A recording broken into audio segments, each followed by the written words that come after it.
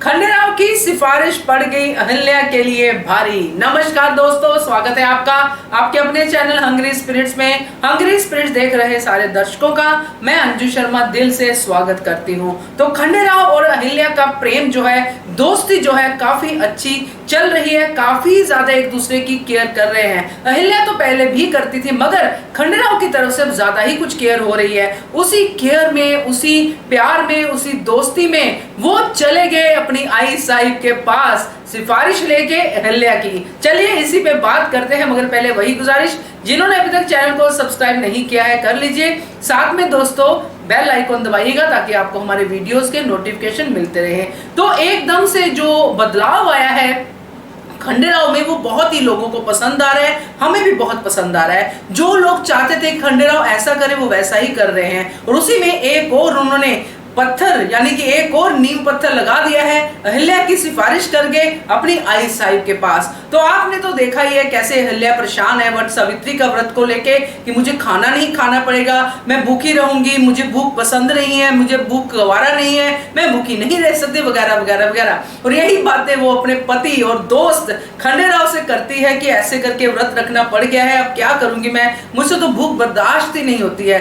और ये बात खंडेराव को बर्दाश्त नहीं होती कि मेरी पत्नी, मेरी दोस्त अहिल्या कैसे भूखी रहेगी और मेरे लिए व्रत रखना है, तो मैं क्यों ना आई साहब से जाके बात करूं। और वो जाके आई साहब से बात करते हैं। पहले तो घुमा फिरा के बातें करते हैं, मगर मंजली आई साहब को तो तड़के की आदत है और वो लगाती है और कहती है कि जलेबी यानी कि इमरती की तरह मत घुमाइए बात को, सीधा सीधा बोलिए ना खंडेराव, क्या बात है। तो वो कह देते हैं कि ऐसे करके अहिल्या को भूख बर्दाश्त नहीं है, आई साहब आप उसको इस बार व्रत मत रखने दीजिए और कह दीजिए उसको कि व्रत नहीं रखे। मगर गौतमा रानी बहुत ही समझदार है, उन्होंने खंडेराव को तो भेज दिया, बोल दिया उनको कि जाओ खंडेराव आप जाओ, मैं देख लूंगी।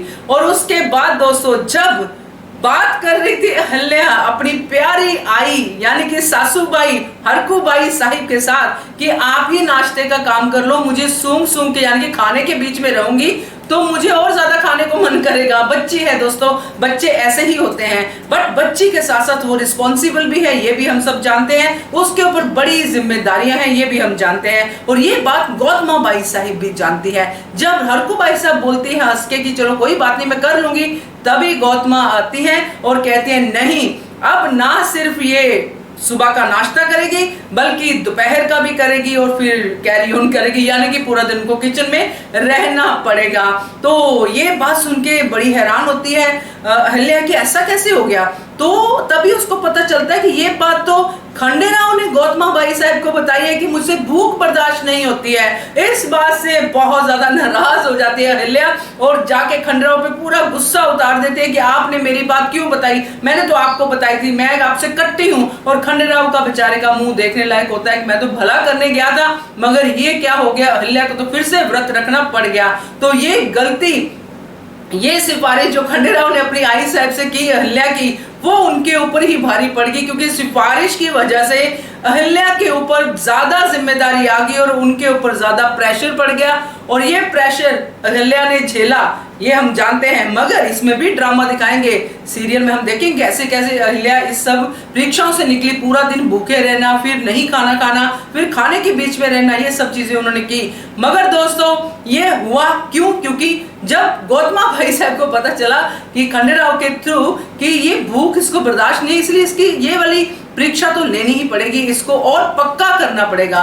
तो क्या लगता है आपको कि ये सिफारिश वाकई में इतनी महंगी पड़ी जितनी हमें लग रहा है, या फिर कुछ और है? बताइए कमेंट करके। देखते रहिए channel hungry spirits. Thank you so much.